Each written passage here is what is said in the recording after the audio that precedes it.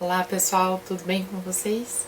Bom, espero que o Natal tenha sido legal por aí, tenha sido tranquilo, como quer que vocês celebrem ou não este período.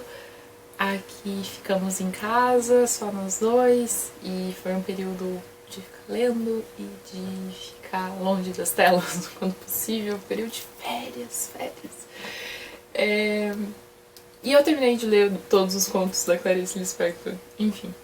Tô aqui com o meu chá hoje na frente de uma estante muito bagunçada, que também é um projeto de férias, pra fazer então um vídeo com as melhores leituras de 2020.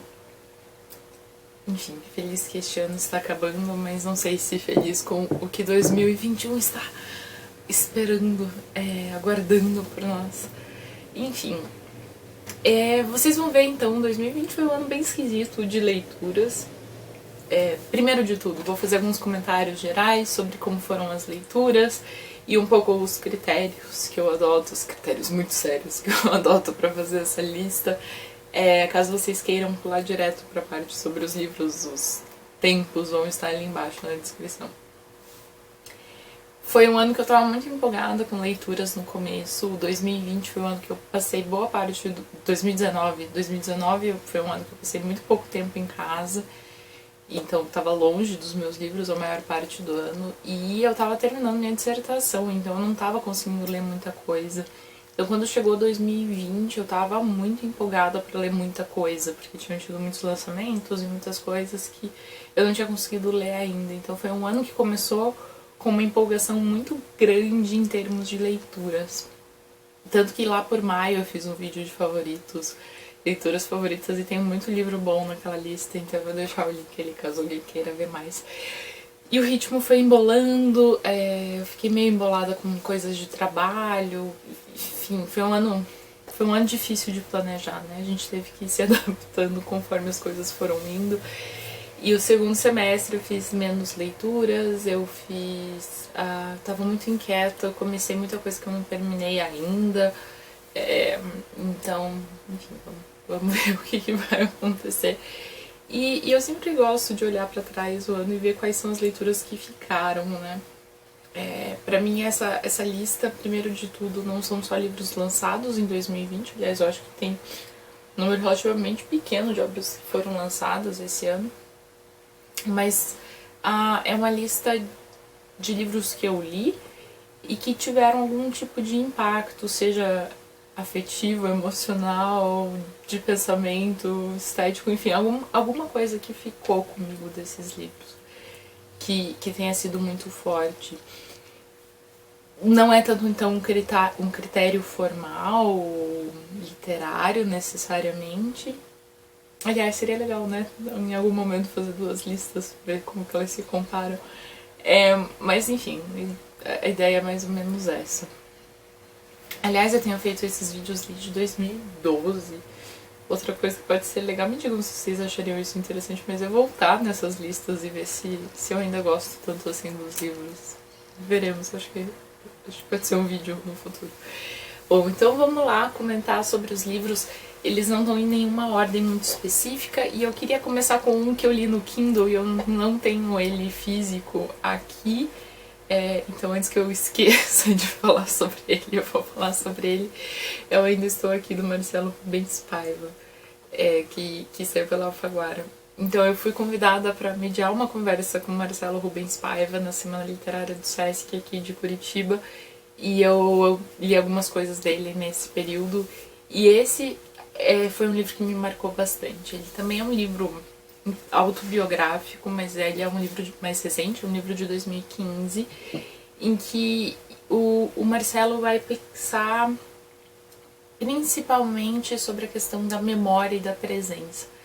Então ele vai contrapor muito a experiência de ter um filho e de ter um filho de 1 aninho que ainda não criou essa memória afetiva, ainda não criou essa capacidade de ter lembranças, com a mãe dele, que é uma pessoa formidável, assim, e que estava passando por um processo de Alzheimer e perdendo a memória e perdendo muitas coisas. E quando a gente está falando da família dele, a gente tem uma questão que o pai dele foi sequestrado, morto pela ditadura militar, e tem toda uma questão de memória ali pela discussão da perda da memória, né? Por muito tempo o pai não foi declarado morto, então você nem se sabia exatamente o que tinha acontecido com essa pessoa. É um processo muito estranho, né? Em que você não exatamente entra de luto, mas a pessoa não tá mais na tua vida. Enfim, toda a complexidade que isso traz. É um livro muito interessante pra gente pensar essa história mais recente do Brasil, porque ele não vai falar só sobre a ditadura militar, mas também sobre o período mais recente e como que esses diferentes presidentes foram lidando com essa questão da memória e como que as coisas foram acontecendo. Então, pra gente pensar esse cenário todo do Brasil pós-ditadura, é um livro muito interessante. É um livro muito interessante, eu acho que tem um equilíbrio muito bom em termos de falar sobre essa vida privada, doméstica, familiar, mas ao mesmo tempo falar sobre essas questões de contexto político, histórico que estão acontecendo. Então o equilíbrio que ele faz é muito bom. Não, a gente não sabe só sobre uma coisa ou só sobre outra. Foi um livro que me impactou bastante. O jeito que ele vai contar a história da família dele, esse trauma da família dele, ao mesmo tempo vai exaltar muito a figura da mãe, que era uma dona de casa, que teve que se virar, e ela foi fazer outra faculdade e aprender muitas coisas, e se tornou uma grande ativista dos direitos indígenas, por exemplo. Ela trabalhou muito com projetos de demarcação de território, e, enfim, como essa vida, né, deu uma guinada. Eu acho um livro fenomenal e recomendo bastante, bastante. Bom, aqui eu acho que eu vou também começar pelos que eu já falei, então os que ficaram da lista de favoritos lá de maio. Todos os outros livros que eu mencionei naquele vídeo que não vieram pra cá são maravilhosos também, mas né, a gente teve olha, outros 7 meses de leitura. Mas indico todos aqueles livros que aparecem lá. Mas os que ficaram comigo até agora de maneira mais próxima, tem o Tornar-se Palestina, da Lina Meruane. Lina Meruane é uma autora chilena. Até então eu já tinha lido algumas coisas dela e nenhuma tinha me apaixonado drasticamente, assim. Mas é uma autora que eu tava achando interessante e querendo ver até onde ia, assim. E esse livro é sensacional. É a melhor coisa que eu li dela até agora. A família dela, então, é palestina e se mudou para o Chile. Ela nasceu no Chile, foi criada no Chile e se mudou para os Estados Unidos. E aí, nesse livro aqui ela vai explorar um pouco mais essa questão da Palestina e como é isso na vida dela, né? Ela nunca tinha conhecido a Palestina e tudo isso é desencadeado por uma conversa com um taxista que era palestino. E eles conversam e ele, não, mas você é palestina mesmo, nunca tendo ido pra lá e tal, né? Então, Palestina, pra quem não sabe, eu mesmo tive que dar uma pesquisada sobre os conflitos entre Israel e Palestina, porque eu não sabia tantas minúcias sobre isso. Mas é um território que está em disputa desde o fim da Segunda Guerra Mundial e da criação de Israel. E a princípio esse lugar seria um lugar que permaneceria com os árabes, mas Israel nunca aceitou, nunca legalizou, nunca formalizou essas fronteiras, então são fronteiras bastante instáveis. E a gente tem todo um povo ali que não tem exatamente um país, né?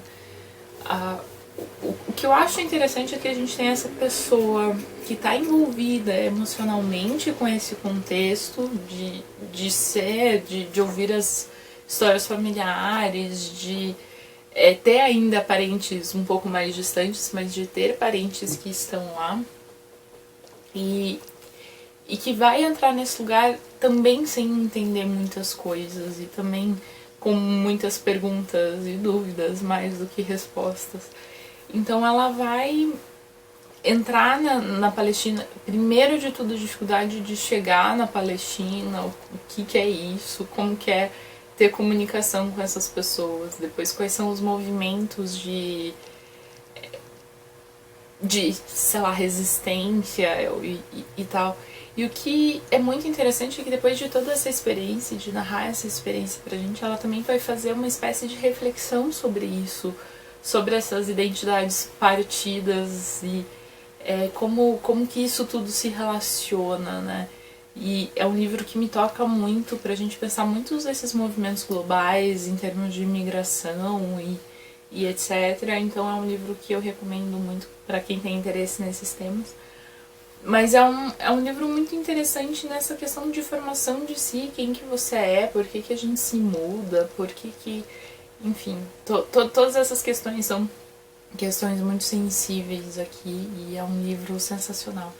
Esse aqui é o único livro da coleção nas outras que entrou aqui, mas é uma coleção maravilhosa. O outro livro que eu li da coleção é maravilhoso, eu falo sobre ele lá no vídeo de maio.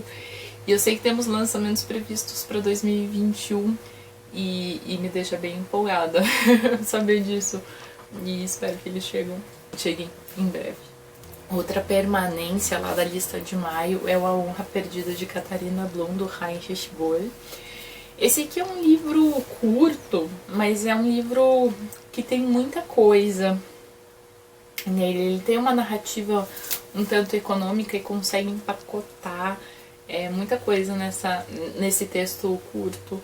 Mas a gente tem aqui principalmente a narrativa do que aconteceu com a Katharina Blum num período muito curto de tempo. Ela teria tido algum tipo de relacionamento com uma pessoa que estava sendo investigada por crimes e ela volta para casa com ele e a polícia invade a casa dela em procura do cara, o cara não tá mais lá e eles ficam, mas como que ele saiu? Ele entrou, ninguém viu ele saindo.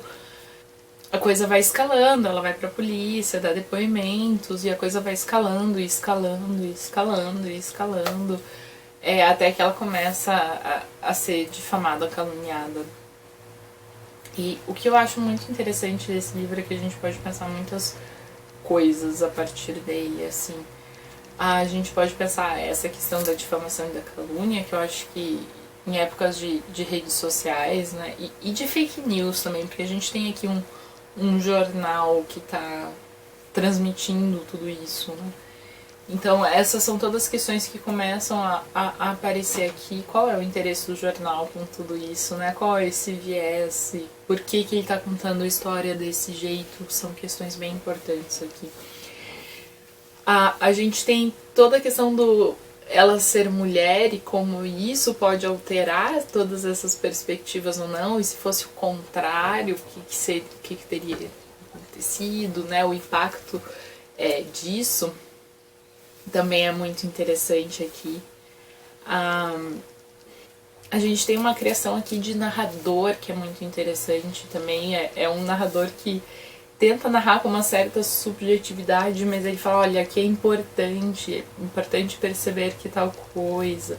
E a gente nunca sabe muito bem quem é esse narrador. Ele tem um tom meio de processo, de inquérito, de documento, de alguém tentando convencer alguém de alguma coisa. E é muito, muito legal ver como tudo isso se junta para a criação dessa história. E é um livro que eu recomendo bastante também. Bom, eu acho que temos mais 2 repetecos aqui da outra lista, então vamos para eles. Os Anos, da Annie Ernaux.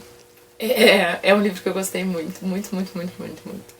Eu escrevi sobre ele pro Pós-Fácil, eu vou deixar o link ali embaixo. Mas aqui a gente tem a história de uma família, a gente tem um personagem coletivo e como a vida deles vai mudando depois da Segunda Guerra Mundial até dias mais ou menos recentes. Para mim, o mais interessante desse livro é como ela vai contar uma história do país, e daí aqui a gente tá pensando na França, né, mas uma história da França em termos políticos, o que foi acontecendo politicamente depois da Segunda Guerra Mundial, economicamente, socialmente, mas ela vai fazer isso a partir do ponto de uma família e como a rotina dessa família foi mudando, como o padrão foi mudando, como as conversas foram mudando, o que tinha na mesa foi mudando, o que eles podiam fazer, se podia viajar, se não podia viajar, o que eles podiam comprar e etc. Então é como essas coisas parecem tão privadas e tão apolíticas da nossa vida, sei lá, poder de consumo, por exemplo, na realidade são bastante contextualizadas pela política do período, né? Ou modelos econômicos e etc. E como essas políticas, essas mudanças vão impactando a nossa vida privada de um jeito que a gente não necessariamente percebe, né? Que estão acontecendo. Uma parte aqui que ela fala, as pessoas acreditavam ter uma vida cada vez melhor graças às coisas que tinham. Então, como essa possibilidade do consumo e a ascensão desse capitalismo pós Segunda Guerra Mundial começa a criar esse clima de melhoria, sendo será que é isso mesmo, né? E é um livro curto, mas eu fico muito impressionada com a quantidade de coisas que ela coloca aqui dentro, a quantidade de anos, de temáticas, de questionamentos, de personagens. Porque a gente não acompanha personagens individuais, né? A gente não vai ter essa fulano, meio que essa imagem nebulosa de uma família. Mas é bem interessante tudo isso e como cada um vai tomando um caminho e etc. E pra mim é um livro muito diferente em termos formais também, justamente por essa coletivização. Óbvio que existem outros livros com personagens coletivas, mas aqui ela é uma construção bem interessante de uma narrativa dos nossos tempos. Mais um livro que tem a ver com questão de memória, de lidar com o passado, aliás, muitas coisas, né, que vão para esse caminho. É o Talvez Esther, da Katia Petrovskaya. Esse aqui é um livro de não ficção. A Katia Petrovskaya é uma autora que nasceu em Kiev, mas mora na Alemanha e está produzindo em alemão. E aqui ela vai fazer uma viagem em busca das origens e das memórias da sua família. Ela vem de uma família judaica e ela vai buscar essa origem dela e o que aconteceu com a família dela. Então a família dela era ali da região do leste europeu e conforme o antissemitismo e o nazismo foram crescendo, eles meio que foram se espalhando.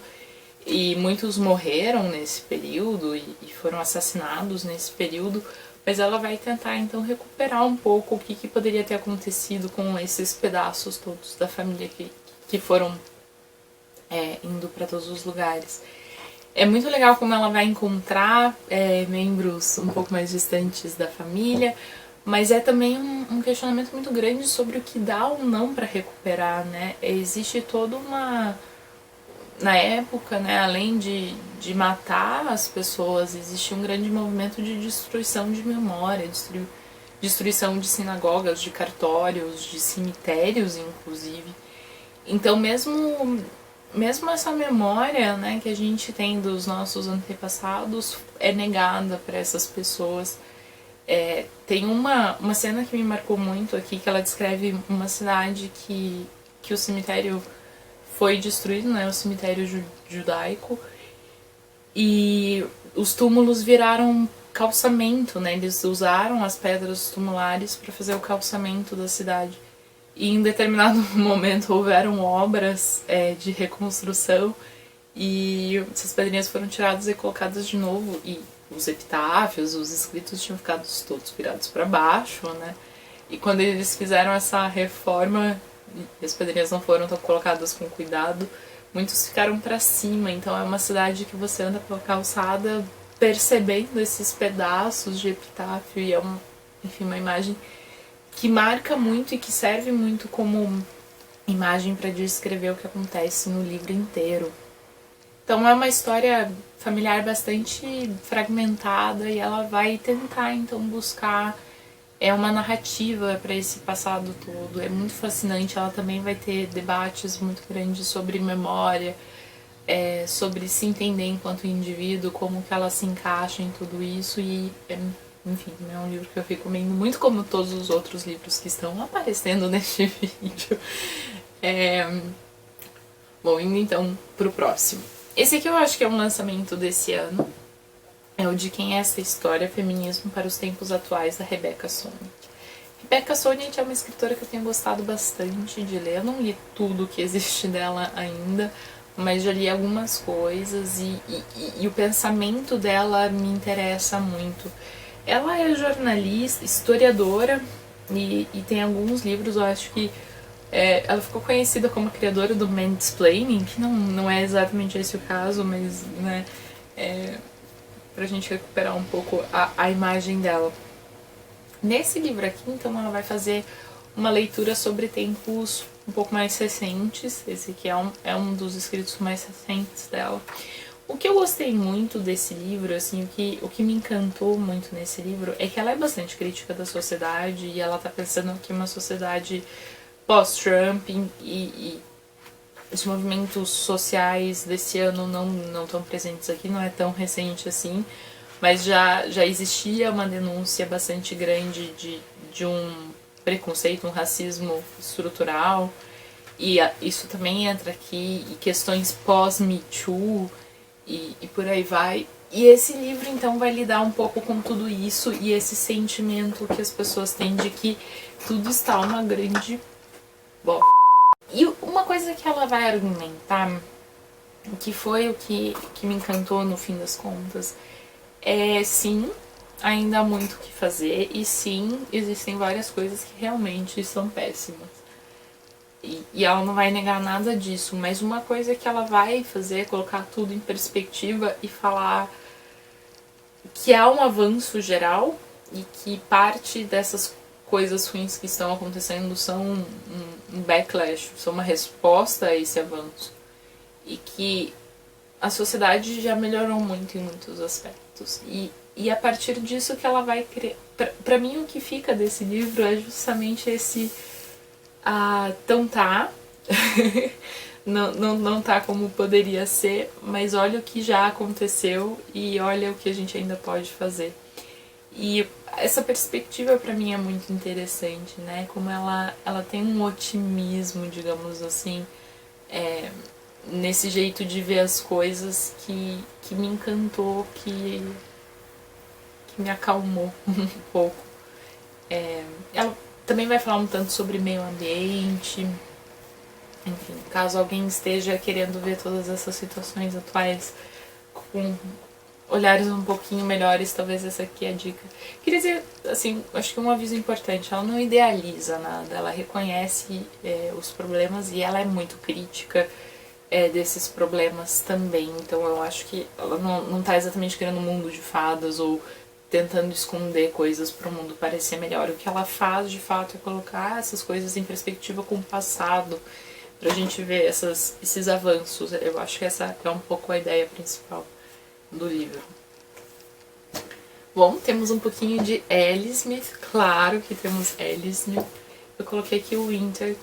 A Ellie Smith é uma escritora escocesa e tem, assim, pra mim, uma das vozes que melhor tem transcrito na ficção nos nossos tempos, assim. E eu acho uma pena que essa série não tá sendo traduzida e publicada aqui no Brasil. Gente, por favor, editoras. Eu li o Spring, né? Ele começa no outono, aí vem pro inverno e depois vai pra primavera. O verão já foi publicado, eu ainda não tô com ele aqui, mas pretendo ler em breve. Aqui a gente tem formatos típicos de Ellie Smith, em que pessoas improváveis vão se confinar numa casa pro Natal, pré-Covid ainda, mas enfim. Tem uma figura estranha no ninho, digamos assim, uma pessoa que não deveria estar ali, que não pertence a esse contexto. E em grande parte é a presença dessa moça que vai desencadear toda ali uma discussão. E a gente tem duas irmãs já velhinhas que seguiram caminhos completamente diferentes e que se distanciaram na vida. Uma foi ser importadora e comerciante e a outra foi ser ativista. E o filho da comerciante também vai pra lá e ele tem todo uma relação estranha com a mãe e ele disse que ia levar a namorada e ele terminou com a namorada. Enfim, eles terminaram também por problemas de fundo político. Logo antes da viagem, e ele paga uma menina imigrante que ele vê ali na rua pra ir junto com ele fazer de conta que é a namorada dele. Pra ele não precisar explicar pra família que terminou outro relacionamento, enfim. E então a gente tem essas 4 pessoas convivendo e falando, tem muito a ver sobre essas diferenças, como as pessoas vão encarar a vida de maneira diferente. E, e é uma família que parou de conseguir conviver por terem essas visões diferentes e pensarem coisas diferentes. E é um pouco sobre essa convivência. A gente tem vivido tempos em que isso acontece, né? A gente para de falar com pessoas porque a gente tem visões diferentes e para de ouvir pessoas com visões diferentes das nossas. E esse aqui é um livro, então, que fala um pouco sobre isso, dessas pessoas que estavam tão separadas, que estão tentando de alguma forma voltar, e o impacto que isso vai ter na vida delas e como é isso com a vida delas. Ele tem como pano de fundo a eleição do Trump, então tem várias referências a isso. E a Ellie Smith tem um jeito de colocar muitas vozes e ironias e referências, que eu gosto muito da escrita dela. Falando de muitas histórias, muitas vozes e muitas referências, o próximo que tá aqui na pilha é o A Guerra Não Tem Rosto de Mulher, da Svetlana Alexievich. Pra mim, a Svetlana tá fazendo uma coisa muito, muito, muito interessante pros tempos de hoje, que me lembra o trabalho que os coletores de contos de fada faziam. Então, os que eu conheço melhor são os irmãos Grimm, mas tem o Perrault, tem o Hans Christian Andersen, enfim. Porque o que eles faziam era ir ouvir essas histórias populares das pessoas e coletar isso num livro. E o que a gente tem aqui no trabalho da Svetlana como um todo é mais ou menos isso, né? A gente tem as histórias das pessoas contando sobre determinados eventos, aqui sobre a participação das mulheres na Segunda Guerra Mundial, mas sobre Chernobyl, sobre o fim do período soviético e várias outras coisas, né? O que eu acho muito interessante é que o objetivo dela não é essa investigação da verdade, vamos descobrir o que de fato aconteceu, ouvir fontes. Não é esse o objetivo dela. O objetivo dela é ouvir pessoas que experienciaram esses momentos e saber o que elas acharam, o que elas sentiram, como que foi isso pra ela, como que essas mulheres, às vezes moças, tomaram a decisão de ir pra guerra. E muitas vão falar de uma certa mitologia, diziam que ia ser legal, diziam que isso era importante pro país, e daí eu fui. E essas decisões que a gente sabendo tudo o que aconteceu, a gente sabendo que foi a Segunda Guerra Mundial, parecem extremamente levianas, assim. Então ela vai tocar nesse aspecto que é uma guerra não heróica, um aspecto da guerra que é muito material e muito não é de grandes heróis e de grandes acontecimentos, mas é da pessoa que ficou deitada na lama, que abriu trincheira, que fez comida. É muito interessante que em várias dessas histórias elas vão recuperar as sensações, o cheiro, o frio. E isso é muito, muito impactante pra gente, assim. E difere muito dessa imagem de guerra que a gente tem dos grandes acontecimentos, das grandes decisões e tal, assim. E é aquilo, né? É o que as pessoas lembram, é como elas digeriram isso, é como isso ficou no fim das contas. Então não tem esse apego tão grande com a realidade, no sentido de fato isso aconteceu. Ela não foi lá conferir se essas histórias são verdades, porque não é esse o propósito do livro, né? O propósito do livro é dar voz ao que essas pessoas estão contando, seja isso o jeito que for, elas lembrando disso o jeito que elas lembram, né? E isso é muito interessante da obra da Svetlana, assim, pra mim. Quem não conhece a Svetlana, recomendo que vocês leiam, qualquer coisa dela é ótima, esse aqui é um livro que me impactou muito, muito, muito mesmo.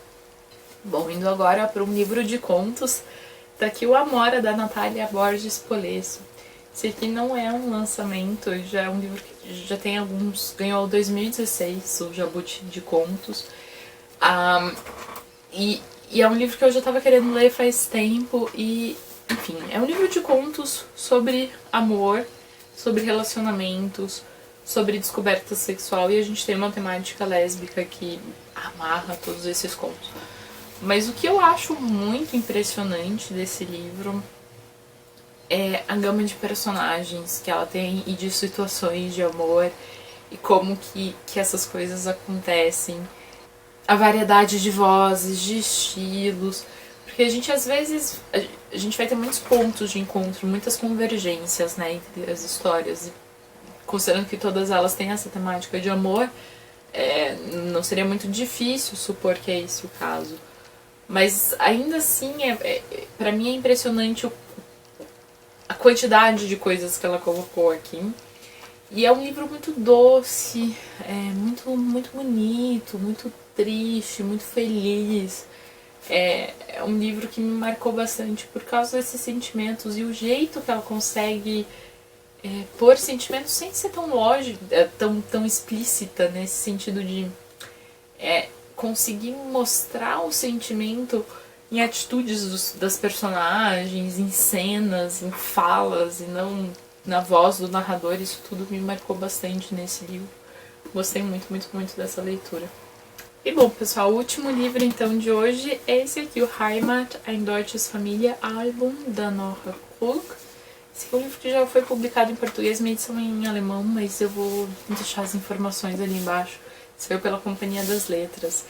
E, de novo, né, parece que uma temática que está permeando vários dos livros tem a ver com a questão da memória e de lidar com o passado. Esse aqui é um livro meio que uma graphic novel, meio que um livro ilustrado, talvez seja o melhor jeito de descrever ele, em que a Nora Krug, que é uma alemã, que já mora há muitos anos nos Estados Unidos, vai para a Alemanha e vai procurar informações sobre os antepassados dela, principalmente os avós, mas às vezes um pouquinho os bisavós também, e a geração dos pais, porque são pessoas que estavam vivas e participaram de alguma maneira da Segunda Guerra Mundial. E ela tá querendo saber, eles eram nazistas, qual foi a participação da nossa família nisso, como que a gente se encaixa no mundo e etc. Então tem a ver com esse passado próprio da família, quase que o outro ponto de vista em relação ao talvez Esther, né? Que também vai ter a ver com isso. Ele é um livro muito interessante nesse aspecto visual, porque a gente vai ter um trem passando, a gente vai ter a recuperação, por exemplo, aqui a gente deixou... A gente tem um pedaço de um caderno de um tio dela que foi pra escola na época do nazismo e como que isso era lidado na escola aqui, por exemplo. Como esse era um tema que era trazido pra escola, esse antissemitismo e tal. A gente vai ter recuperação de fotos e documentos, então o trabalho imagético dela não é puramente, vamos pôr uma ilustração no texto, né? Ela tem esse cuidado de trazer fotos e documentação e imagens de coisas que se relacionam com isso que ela tá falando. Ela tem uma parte que eu gosto muito, que ela recupera algumas coisas alemãs, né? Sejam plantinhas, ou produtos, ou coisas culturais típicas da Alemanha que vão permeando também toda essa narrativa. É muito legal como ela vai trazer essas referências, então, de vários lugares, de bibliotecas, de cartórios, de lugares de recuperação de memória, de coisas que a família contou, de coisas que ela sentiu quando estava vivendo tudo isso, enfim, então é uma pesquisa bastante grande, imagética e narrativa que ela vai fazer para recuperar essa história. E é um livro que marca muito justamente por ser o outro lado da história, né? Serem os alemães, serem como é ter tido um vô nazista, assim, né? E o impacto que isso causa na pessoa também. E mostra como essa experiência toda foi muito complexa, ainda é muito complexa. Enfim. Outro livro que eu recomendo bastante. Bom, pessoal, era isso. Essas foram, então, minhas melhores leituras de 2020. Espero que vocês tenham gostado do vídeo. Me contem aí embaixo, se vocês leram alguma dessas coisas e o que vocês acharam. E 2, quais foram as leituras mais legais que vocês fizeram esse ano. Mais impactantes e enfim. E é isso. A gente se vê logo. Tchau, tchau.